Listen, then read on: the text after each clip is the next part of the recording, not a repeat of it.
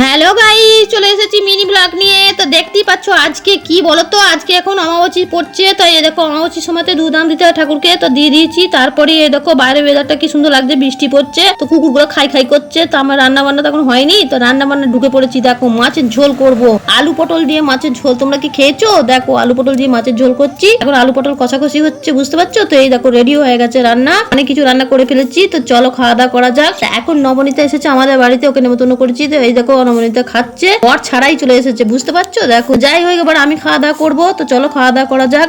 এবার ছাদে চলে এসেছি, আকাশটা কি সুন্দর ওয়েদার, দেখতে পাচ্ছ? এখন এই বিড়ালটা রোদ পোয়াচ্ছে, আমরা গরমে মরছি, ও রোদ পোয়াচ্ছে, দেখতে পাচ্ছ? দেখো এই আম গাছটা থেকে একটা ভরাস করে একখানা গুদা আম পড়লো। তো এই আমটা আমি চাটনি করবো। তো আমার মেয়ে রাত হয়ে গেছে, বাড়িও চলে এলো, তার হাত পড়ে গেছে, দার্জিলিং থেকে বাড়ি এসে, দেখতে পাচ্ছ? আমি ওকে একটু বকাবকি করছি যে আমার জন্য কি নিয়ে এসেছিস। তো বলছে মা তোমার জন্য চা নিয়ে এসেছি, চা ভালোবাসে। এই দেখো দার্জিলিং এর চা, দেখতে পাচ্ছ? তো যাই হোক, আজকে মতো টাটা।